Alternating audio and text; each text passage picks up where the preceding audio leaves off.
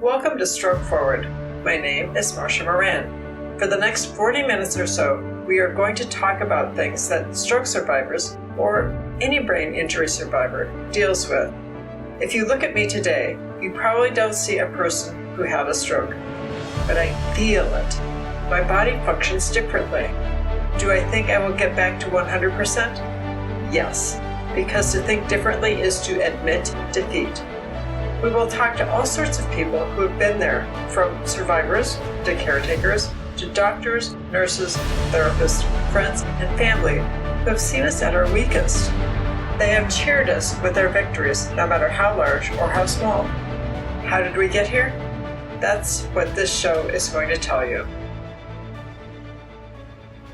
Steve Boatwright currently writes a blog which he posts at thestrokewarrior.com. He retired from the radio industry and has been a professional singer and musician since the mid-60s. Steve toured and performed with many top classic rock artists. Steve has been active in SIO, or Stroke Awareness Oregon, which has allowed him to meet and work with many stroke survivors. He is also one of the stories in the #1 Amazon selling book, Just Say Yes to Life. Steve's stroke was in 2014. Steve lives with his wife in Oregon, and he still plays music with his band, Soul Benders. I'm delighted to introduce Steve Boatwright to us. So, how are you doing, Steve? I'm doing better and better and better. I've been, like I said, I've been busy, and my music has really been helping me a lot. That's a big healing part of the whole deal with me. I really have great support, great band members, and just the music alone, has really helped me a lot. And writing this blog has helped me quite a bit. I like reaching out to people and hearing back from them. And so far, it's been positive responses. Good. So let's talk about the music. So how far back did you start playing? Oh, gosh. I was young. I was 13 years old when I started playing. Mm-hmm. And then 15 when I first got signed by Columbia Records. Right. Wow. And I hit the road at a young age. I couldn't even drive. And then at 16, 17, 18 were pretty strong years that I toured a lot and played with a lot of big bands, and been doing it all my life. Okay. There were times when I spent 150, 200 days a year on the road. Wow. A few years doing that. Right. And, but, the last 20 or so years, just been playing locally and festivals and show openers, things like that. Okay. So you were a singer and then you had a stroke. How did it feel? Yeah, well, I was singing, but my wife and I had a small business that I worked with her in it, helped her out, did the books and did the running around and banking, taxes, things like that. And doing fine, a small business, so up and down, up and down. I always say to people, eating steak one day and a hot dog at Costco the next. So, that was 2013. I had my stroke, right. And changed our life. So how did it change your life?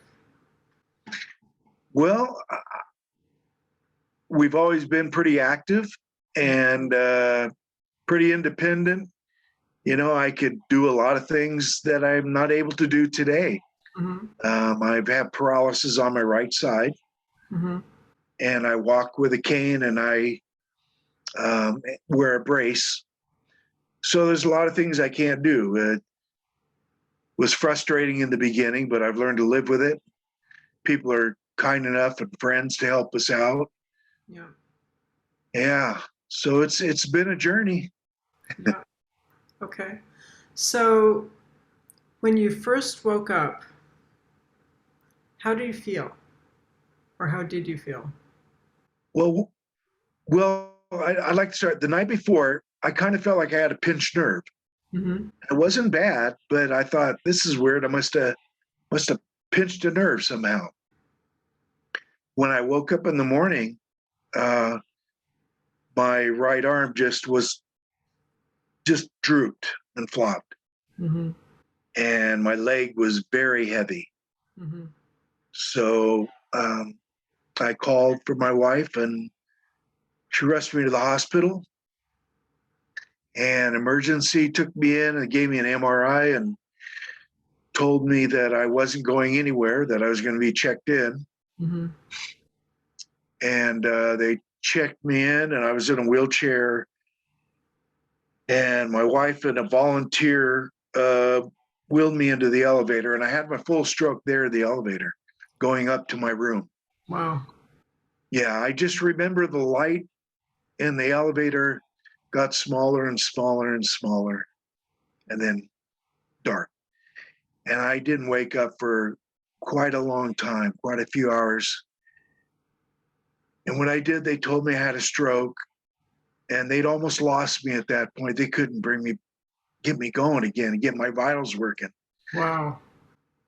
And I fell back asleep and slept till the next day, and then woke up and realized this is real, you know. And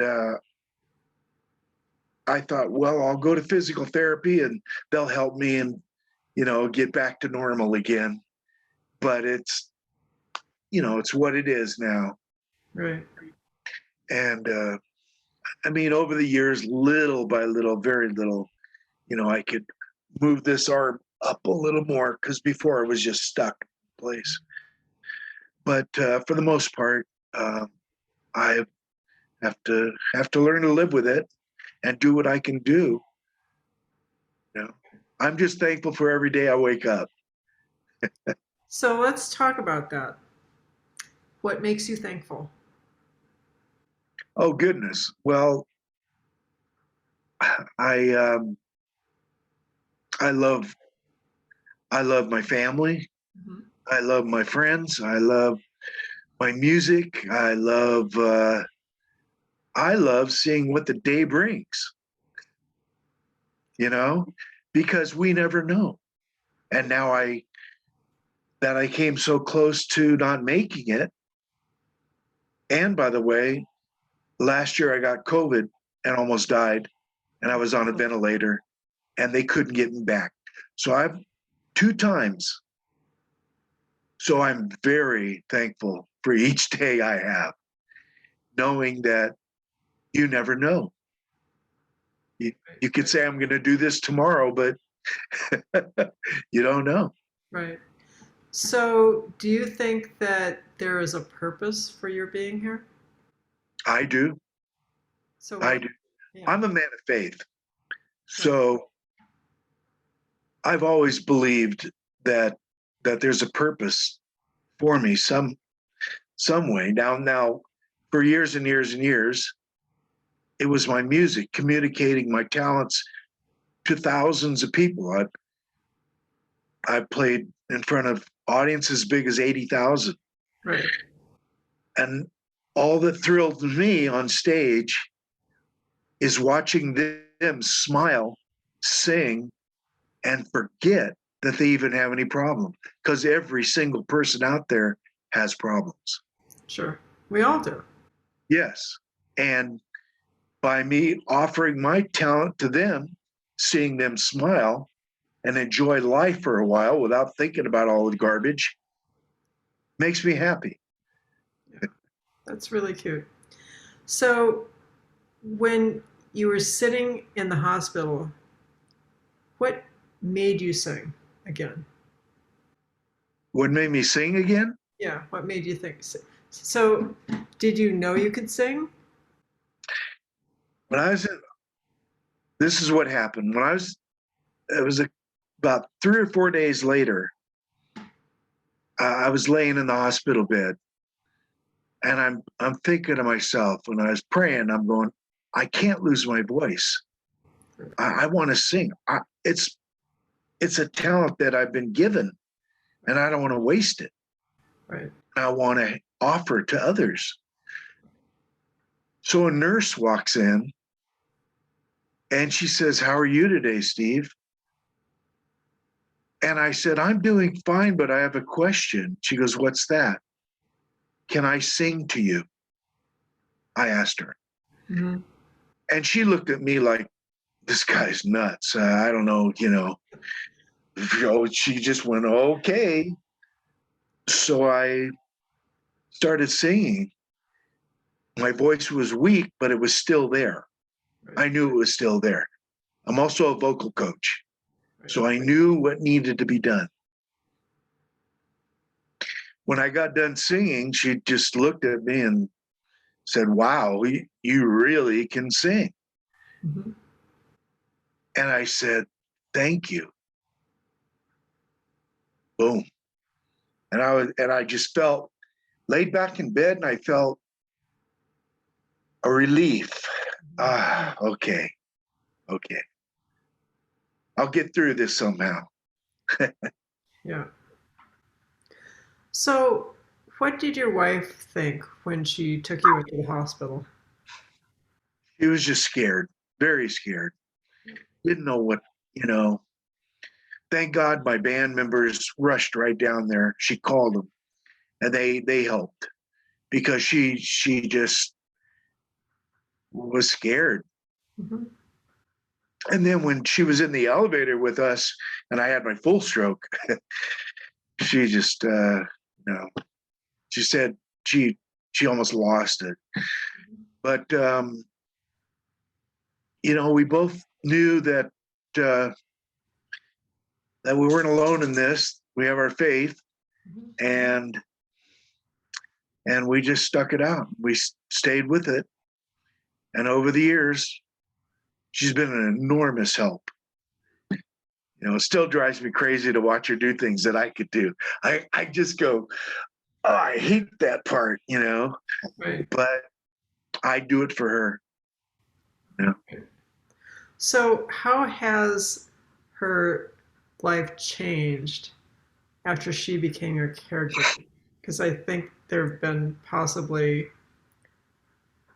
changes in your own life where you had uh, little response to the point where you had more response to the point you had more response. So, what has it been like for her going through those responses? Well, I mean, that would she could probably answer that better, but from what I've experienced and seen, she's been right there with me. She's just said whatever it takes. That's a wonderful feeling to have. Huh. Enormous weight off my shoulders, because that's even something in my blog I wrote about, the rejection feelings, Right. and how we just, all these things go through our mind, and Mm-hmm. we think, will we still be accepted by our family, by our friends, by our coworkers, by, when we go out to dinner, will people be staring, because I'm the only one that's walking like this and everybody else seems fine. All these really weird little questions and things. But I've just learned to take it one thing at a time. Right. Okay. Not pile it all on. You know? So, what was the hardest thing to do during therapy? um,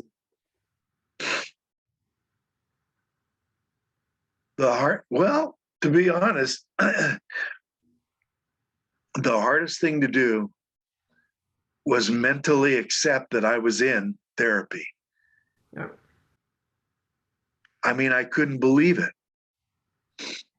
Here I am sitting in a room with 10, 15 other people that can't walk or in wheelchairs or being helped, realizing that I'm one of them. Yeah. And I've always been strong and active and, you know, and here I am having to depend on a walker, on a wheelchair, Mm-hmm. on someone helping me get up. Mm-hmm. It was tough. Mm-hmm. Yeah. And so we talked about the worst thing. What was the most rewarding thing about therapy? Oh, just the exceeding the expectations of the therapist in certain things they gave me to do. Okay, You like know, what?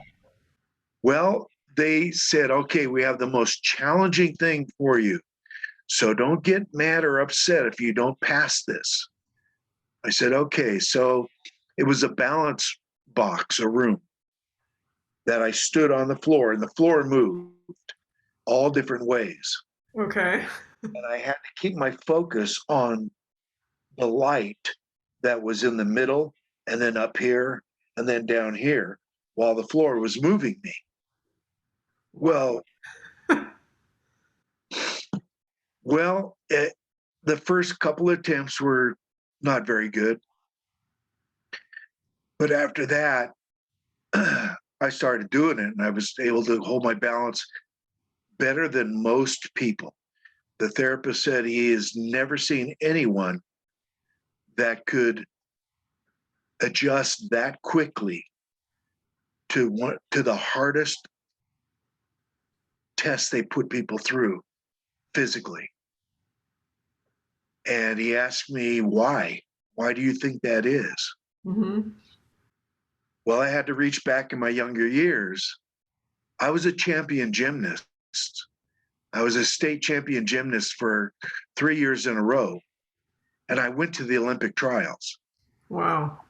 I didn't make it in the Olympics. I would have had to place fourth. I placed seventh, but I had a great time. And so I said, my mind naturally, I just adjust to balance. You know, it's just something that is natural for me. Mm-hmm. And he said, wow, because we've never seen anybody catch on this fast, pass this test like this. Yeah. So, yeah. That's amazing. I can't even imagine being in a room like you're describing. Oh, it was horrible at first. I mean, when he started, when he moved it, I almost took his hand and said, "Stop it," but I understood. I get it, and I passed it, and I was glad. And I did it about, I think, 2 more times, uh, a week later and another week later, and I was about the same in it, did about the same, but I was able to do it. Well, that's really incredible. So, when you went home, how was having your pet? Oh, Yeah. yeah.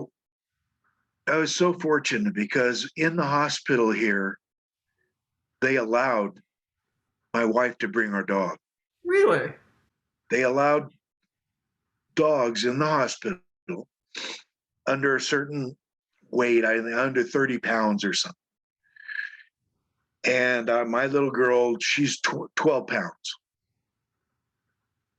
And so when my wife would come to visit every day, she'd bring our dog Zoe and put her in the bed with me.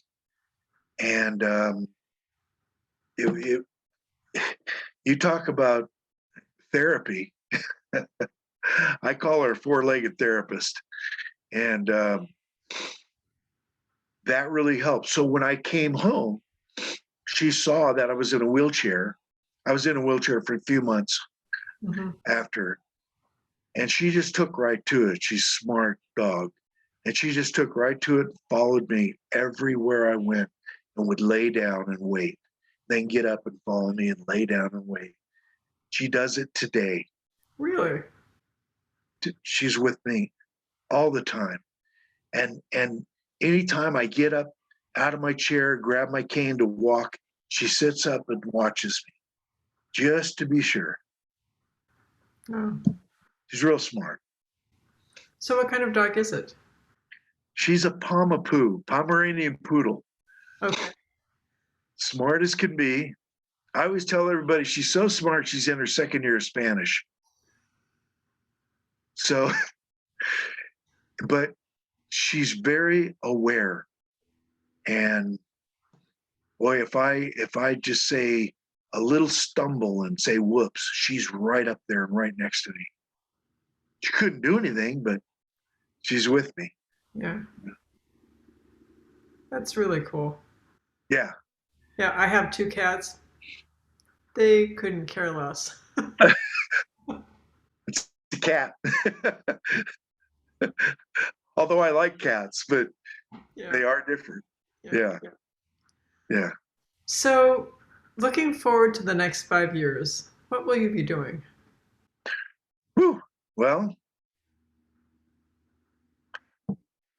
I want to help other stroke patients, which I'm doing now, little by little, through the organization SAO Okay.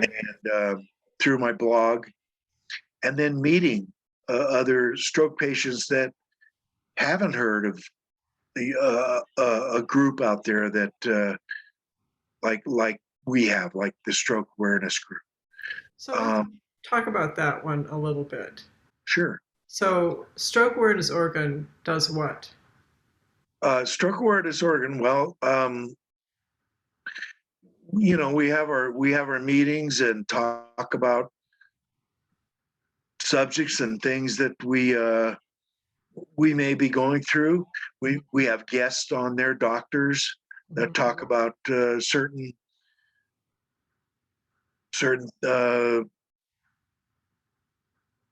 things that they do with stroke patients, and we have physical therapists on.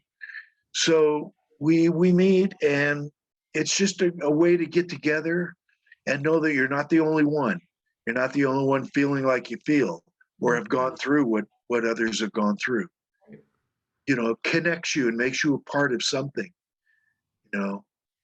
So, and then we of course wrote the book. We have stories in there. Just Say Yes to Life. Absolutely, yes. Yeah. And that book has done well, been helping other people. But it also is helping people that just may not have had a stroke.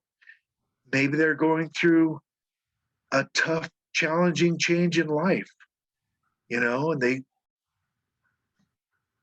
they relate, but they've never talked to anyone about it. They've never read a story to maybe say, I understand now how I'm feeling this. Right. So I just want to help others that are having a hard time adjusting. Yeah. And you said something about a blog? My blog, yes. www.thestrokewarrior.com is my blog. Say that again, but slower. Good. Slower. Slower again. So say it slowly. www.thestrokewarrior.com is my blog. It's simple, short and sweet, the stories. Just get to the point. And I've been on blogs that just drag things out forever. And I don't want to do that. I just want to have something catchy little title, get their attention, draw them in, something they can relate to, and then end on a very positive or inspiring note. Okay. Yeah. So when you're thinking about writing your blog, are you writing it for yourself or are you writing it for others? Great. Both? That's an excellent question. For both. Okay. Yeah. Yeah. I may come up with something that's been on my mind for a few days or a few hours, Mm-hmm. and then think, I want to write about that. I want to understand that a little more, Mm-hmm. and then write about it and see how I can relate to others with that, like, you know, how, how frustrating it can be at times, Mm-hmm. you know, or how we may feel like, uh, we're just, we're an outcast. We don't really belong anywhere, you know, but we are an outcast. Everybody can do something. And my blog is just positive and inspiring, motivation. And that's what I want to do is do that, because some people, see something as just a small little hill to climb, but that another person can see that same hill and it could be a gigantic mountain to them, Mm-hmm. So I just want to motivate as many as I can and let them know that there is life after a stroke. Yeah. Yeah. Okay. So you already talked about this book, Say Yes to Life. Yes. Just Say Yes to Life. What did you get out of contributing to that? Oh, well, again, more therapy, more, you know, just going back and asked to be, talking about my experience, what happened, Mm-hmm. how did I feel about it? What did I do about certain things? Really helped me a lot. In what way? It made me realize that how far I've come. Yeah.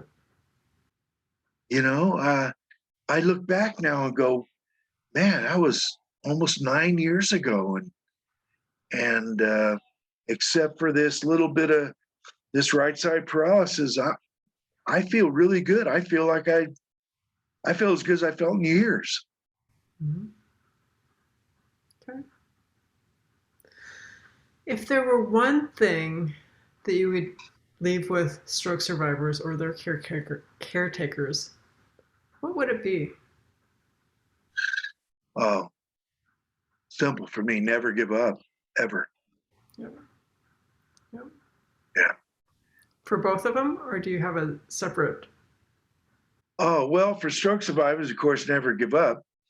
Um, for caregivers, boy, that's a hard one for me to answer because I haven't been in their shoes.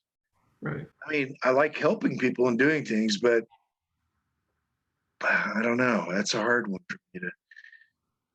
I think each caregiver has their own. Um, I don't know. I don't know what to say about that. Yeah. So I think that caregivers don't get enough credit for all the work that they could do. Well, yeah, I think, yeah. I mean, to me, that's obvious. Yeah, I agree. Right. I mean, how do you? I don't know how many times a day I must thank my wife. You Right. know, I told her I'm just getting a necklace made with a big thank you on it and wear it every day because, gosh, all these little tiny things she does. Yeah. I never ever want her to think he didn't notice that I did that for him or anything like that. I look at every little thing she does, even if it's filling up my glass with water and putting on the table for me. Thank you. Yeah. You know, I mean, it's just little things. And then, of course, the bigger things, like having to go out and shovel the snow, Yeah. drives me nuts watching her do it. But then the neighbors come out and help. Right. But yeah, I owe her everything. Yeah. Yep. So how do people get in touch with you? Well, if they want, they can go on to my, they could actually email me at Steve at thestrokewarrior@gmail.com. They can email me there. Okay, there were 2 ats in that. Yes, Steve at thestrokewarrior@gmail.com. Okay. Yeah. Or they can go on the Stroke Warrior and just leave a comment, Okay. and I'll get back to them. So is there anything else that you'd like to say? Well, to other survivors out there, or just to yeah, again, just to never give up. To it's challenging and it's not easy, and there's days that we all what I call we crash, but as I say, people ask me, how do you keep going? I say, well, it's not easy, but it's a choice, and it's your choice. Yep. You're the one that has to make it. Yeah. So thank you for taking the time to talk to me, Steve. I appreciate everything you've had to say. Oh, thank you. I enjoyed myself, and thank you. Thank you for listening to Stroke Forward Podcast. If you enjoyed the podcast, please like it on Facebook, LinkedIn, or anywhere else you heard it. If you want a copy of Just Say Yes to Life, please order it from Amazon.com. The proceeds go to Stroke Awareness Oregon, an amazing nonprofit that educates about stroke causes, prevention, and treatment options. The book, Stroke Forward, is also available on Amazon.com. Joyce Hoffman is an author of Here's to Your Health, The Sobering Facts About Social Drinking, and most recently, The Tales of a Stroke Patient. Join us next time when she talks about her life as a stroke survivor. See you then.